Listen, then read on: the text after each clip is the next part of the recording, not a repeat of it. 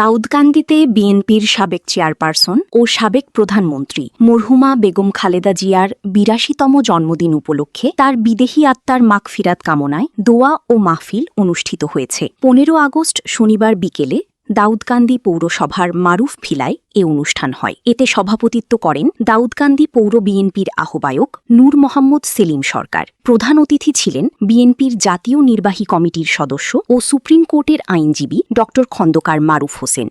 তিনি এমন এক ব্যক্তি, শহীদ জিয়াউর রহমানকে হত্যা করার পরে যখন অনেকে বলেছিল শহীদ জিয়া নাই, জিয়াউর রহমান নাই, বিএনপি ধ্বংস হয়ে যাবে, সেইখান থেকে একজন গৃহবধূ যার 2 সন্তান ছিল, কিশোর বর্তমান প্রধানমন্ত্রী তারেক রহমান এবং মরহুম আরাফাত রহমান কোকো, 2 কিশোর সন্তান নিয়ে মায়ের যে দায়িত্ব, পরিবারের যে দায়িত্ব, সেই দায়িত্বই পালন করছিলেন। কিন্তু দলের প্রয়োজনে, দেশের প্রয়োজনে তিনি এই দলের দায়িত্ব গ্রহণ করেন।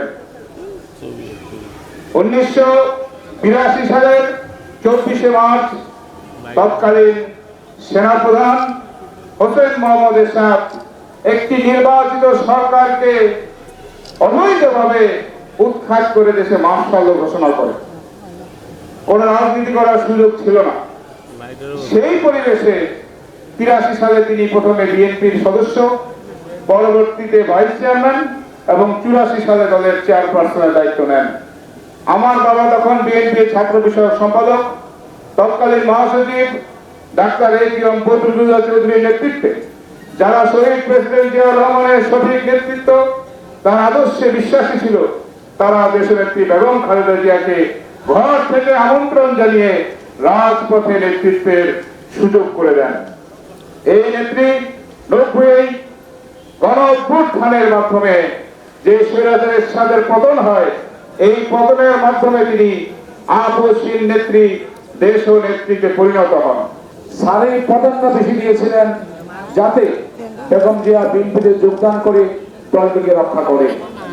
স্যারের মতন অন্য কোনো নেতা সেই সময় সে ভূমিকা পালন করে নাই। অনেকে চেয়েছিল বিএনপি পাক করে বিভিন্ন অংশগ্রহণের মাধ্যমে দলটা সক্রিয় হয়ে যায়। একমাত্র আমাদের প্রিয় স্যার, 3 বারের মন্ত্রী, 5 বারের এমপি, ওনাই চেয়েছিল বেগম জিয়া হাতকে দলে এনে দলটাকে শক্তি করে সামনে আগায় নেওয়ার জন্য। বিশেষ অতিথি ছিলেন দাউদকান্দি উপজেলা বিএনপির সাবেক সভাপতি এ.কে.এম. শামসুল হক, দাউদকান্দি উপজেলা বিএনপির আহ্বায়ক এম.এ. লতিফ ভূঁইয়া, দাউদকান্দি পৌর বিএনপির সিনিয়র যুগ্ম আহ্বায়ক সৌগাত চৌধুরী পিটার। বেগম জিয়া এই দলে রাজনীতিতে আসতে চান না। আমাদের নেতা ডক্টর খন্দকার হোসেন সাহেব সহ সিনিয়র নেতারা ওনাকে অনেক কষ্টের বিনিময়ে ওনাকে দলে এনেছেন। তাহলে বাংলাদেশ স্বাধীন হতো না এবং বাংলাদেশ এই আমাদের মরহুম বেগম খালেদা জিয়া 3 বারের প্রধানমন্ত্রী এবং প্রথম প্রধানমন্ত্রী বেগম খালেদা জিয়া এবং আমাদের এই বাংলাদেশের আপসহীন ব্যক্তি একজনই মাত্র আমাদের বেগম খালেদা জিয়া। কিন্তু আমরা এই ওনার কথা বলে, আমরা মরহুমা দেশনেত্রী বেগম খালেদা জিয়ার কথা বলে আমরা শেষ করতে পারবো না। আমরা ওনার জন্য আজকে আমরা সবাই রুহের মাগফিরাত কামনা করি। সঞ্চালনায় ছিলেন দাউদকান্দি উপজেলা বিএনপির সদস্য সচিব ভিপি মোহাম্মদ জাহাঙ্গীর আলম ও দাউদকান্দি পৌর বিএনপির সদস্য সচিব কাউসার আলম সরকার। বেগম খালেদা জিয়ার বিদেহী আত্মার মাগফিরাত কামনা করে ওনাকে যেন আল্লাহ তাআলা বেহেশতে সর্বোচ্চ মাকাম দান করেন সে প্রত্যাশা করে।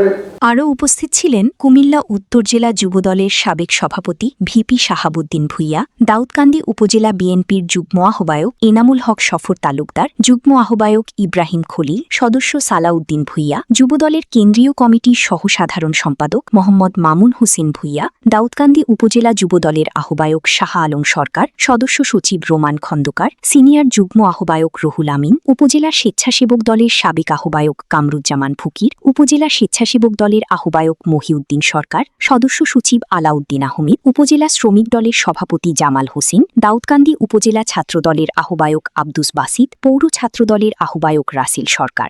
জিয়াউর রহমান এবং দেশনেত্রী বেগম খালেদা জিয়া আদর্শ থেকে আমরা বিচ্যুত হইনি।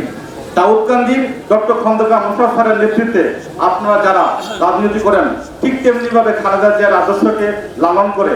খালেদা জিয়া যখন এরশাদের সময় আপনারা জানেন তখনও শেখ হাসিনা যখন লং ড্রাইভে যায় উনি আন্দোলন সংগ্রাম করেন। সংক্ষেপে বলি, আপনি এইভাবে জানেন আপনারা শেখ হাসিনা যে স্পেসিস্ট স্বৈরাচারী যে কায়দায় যে অত্যাচার নির্যাতন করছে। আমরা ওনার জীবন থেকে একটা গুণ শুধু আমাদের বাস্তব জীবনে আমল করি এবং শহীদ প্রেসিডেন্ট জিয়াউর রহমান যে সততার অগ্নি পরীক্ষায় পরীক্ষিত সেই সততা যেন আমাদের জীবনে আমরা বাস্তবায়ন করতে পারি। একজন নারী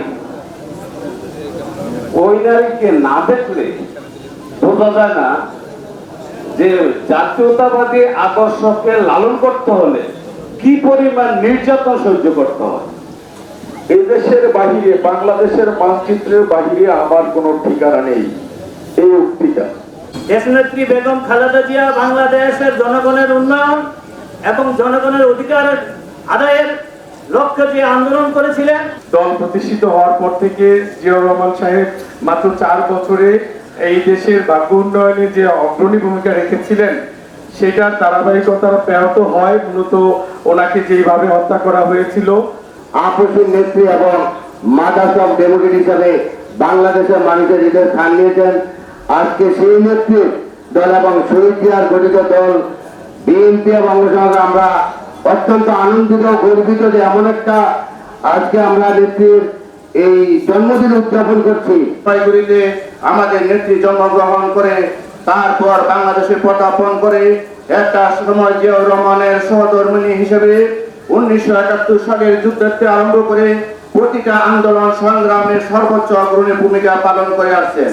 আমরা আল্লাহ পাকের কাছে সর্বোচ্চ দোয়া করব, আল্লাহ পাক রব্বুল আলামিন যাতে আমাদের দেশনেত্রীকে ব্যস্ত সর্বোচ্চ মুকাম দান করে।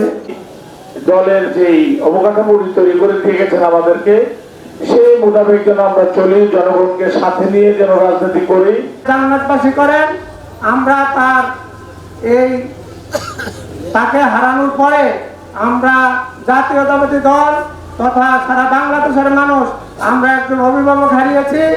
এক আসনে মাননীয় সংসদ সদস্য বীর মুক্তিযোদ্ধা ডক্টর খন্দকার মোশাররফ হোসেন স্যারের সুস্বাস্থ্য এবং দীর্ঘায়ু কামনা করে এবং একটি বৈষম্যহীন ও গণতান্ত্রিক রাষ্ট্র প্রতিষ্ঠার লক্ষ্যে আমরা কাজ করব।